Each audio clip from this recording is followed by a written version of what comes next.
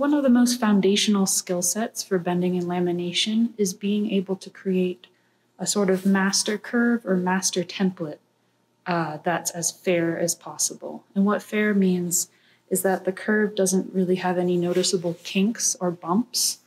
And it's actually most easily assessed by running your fingers along the curve. Your fingers are going to be a lot more sensitive than your eyes. So if you run all 4 fingers along the curve and you don't feel any sort of inconsistency, that's a fair curve. You can also hold the curve on its end and eyeball it from the end of the curve, and that will also sort of exaggerate any sort of bumps or inconsistencies in the curve. So this particular curve I drew on Rhino.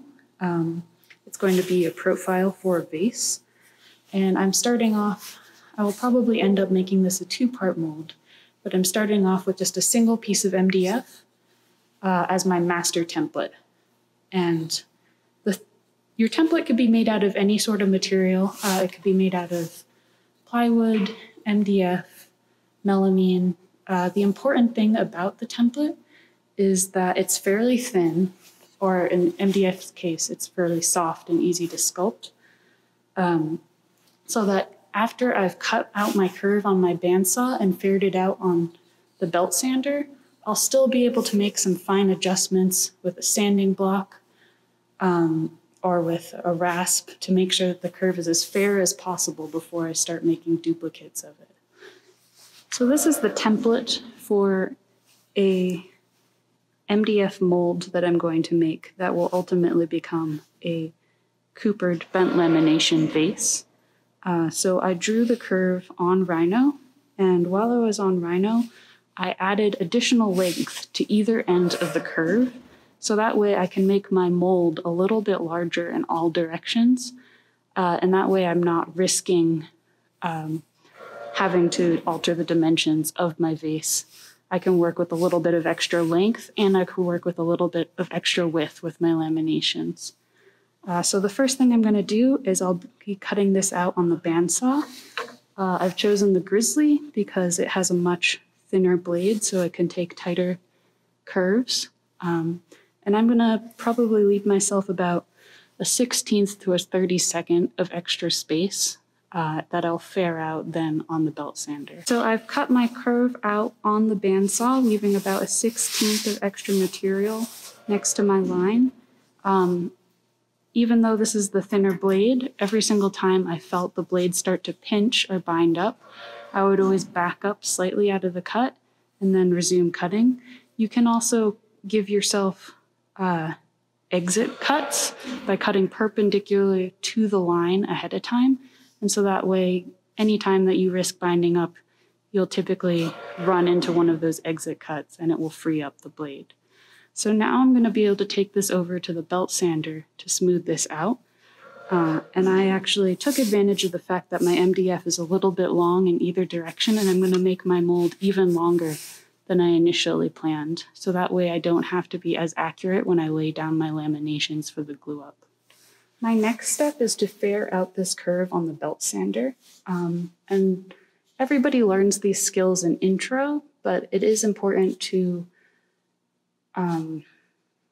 practice this, especially with a template, and make sure that you're not pushing too hard into the belt or that the belt isn't too dull. The duller that the belt is, the more likely you'll accidentally push too hard into the belt and end up with some flats on your curve. Or if I'm using the radius end of the belt sander, you'll end up with some hollow bumps in your curve. So the direction of my belt sander is going counterclockwise. So I'm always going to be turning my piece counterclockwise against the direction of the belt sander. And I'm never going to be taking off too much material at a time. The lighter the pass you take, the nicer and fairer your curve ends up being and the more controlled the cut is. So I'm just going to take some nice, easy passes on this belt sander on the flat side on my convex part of my curve. And then I'm going to move over to the radius end of my curve. And that in particular is much more difficult to avoid getting some bumps and inconsistencies because I'm moving from a flat surface or 180-degree surface to a specific radius. So the radius on this belt sander is 4 inches, which is pretty ideal because that way I have as much contact with my curve as possible. But say if my radius on my curve was 10 inches, then I'm only going to have a little bit of tangential contact on the belt sander, and it's going to be a lot easier to accidentally make a bump in the curve. So I'm going to start off with the easier part of my curve, the convex side, and then I'm going to move to the concave side and take it really nice and slow.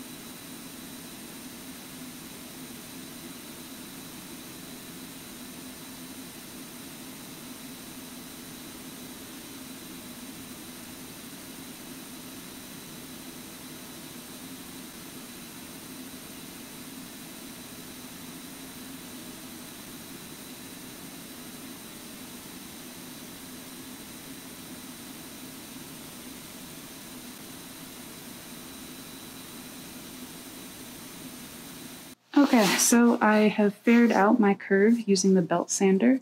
The entire time I was using the belt sander, I was trying to apply very consistent pressure and sort of twisting the piece against the direction of the belt sander. And then after I would take a pass on the belt sander, I would then run all 4 fingers along the edge of the curve to feel for any of those bumps or inconsistencies.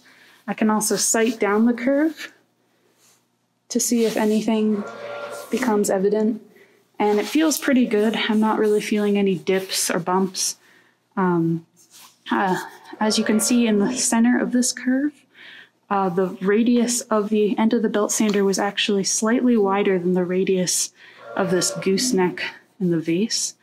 But rather than try to push the end of the belt sander further in to hit this line, instead I just backed off, because for me it's more important that I have a fair curve than that I have an exact replica of the original line that I drew, because this is going to be my master template.